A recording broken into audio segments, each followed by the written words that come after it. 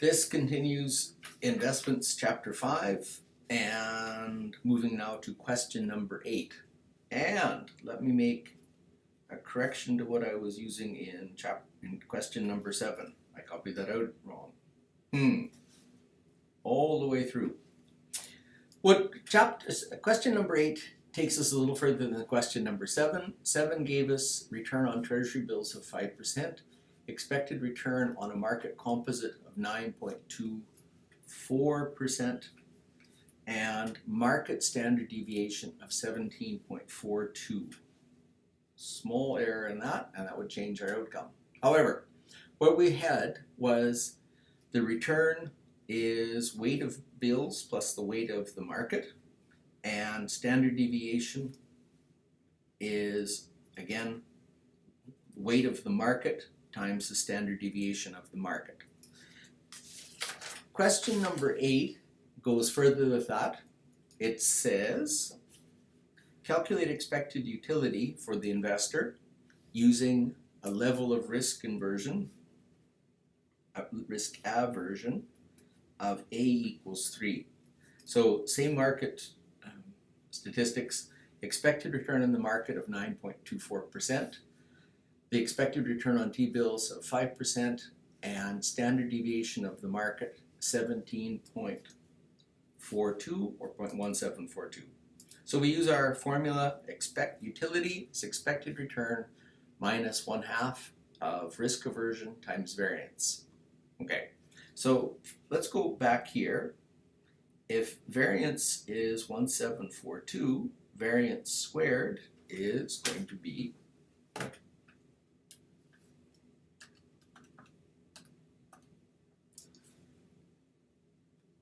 0.0303.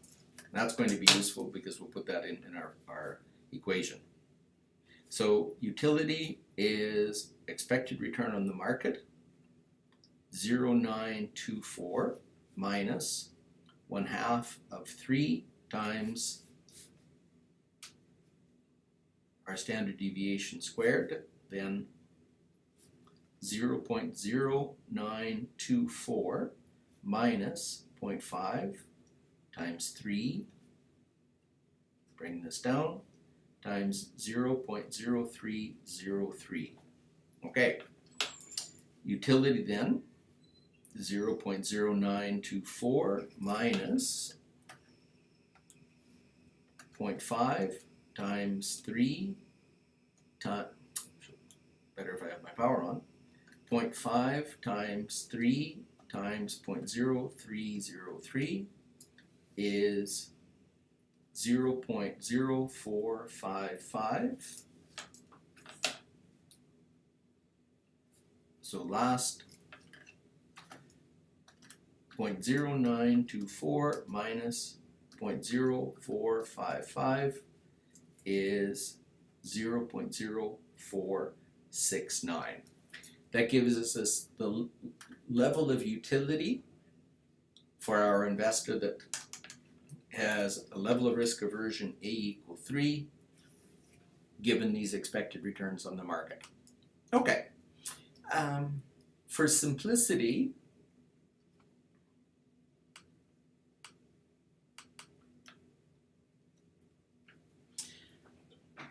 we're also asked then to calculate this 5 more times, which I won't do. However, we're to compare this where the weight of T-bills is 40%,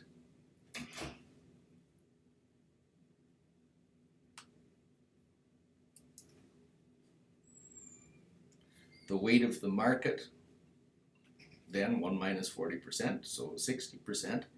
What is the level of utility here? And again, using utility is the expected return minus 1/2 A variance squared. Now, several things change with this. Our variance, to confirm that, at 60% market, 0.6 times 0.1742 is 1.045. So we're going to use that. Remember, 60% times the market standard deviation, 0.1742. So where standard deviation is now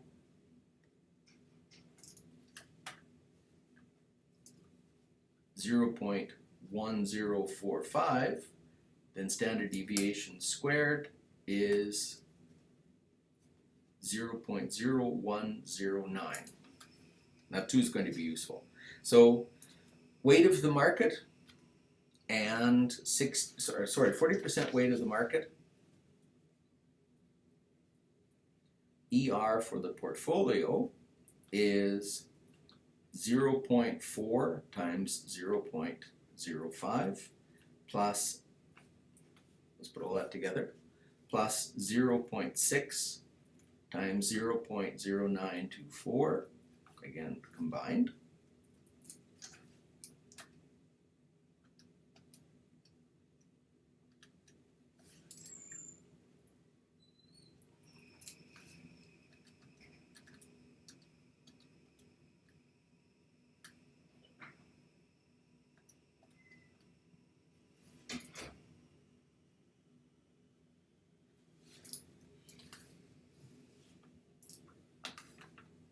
Point 0.4 times 0.5 is 2. 0.6 times 0.0924 is 0.0554. So our expected return is 0.0754. Our entire utility function then is going to be 0.0754 minus 1/2, again 3 because our investor utility, and this we can bring in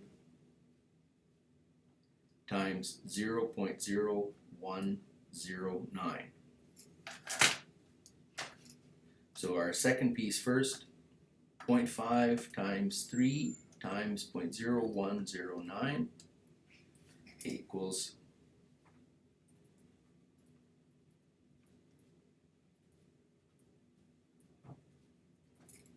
change that to a negative, add the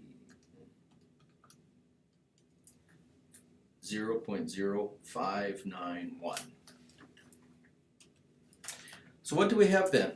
First, this shows us the calculations for expected utility with 100% in the market.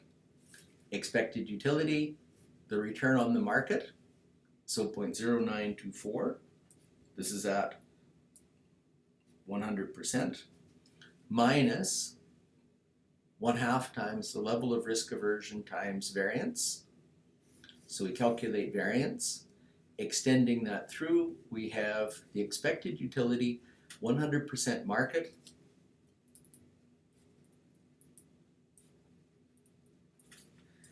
totals 0.0469.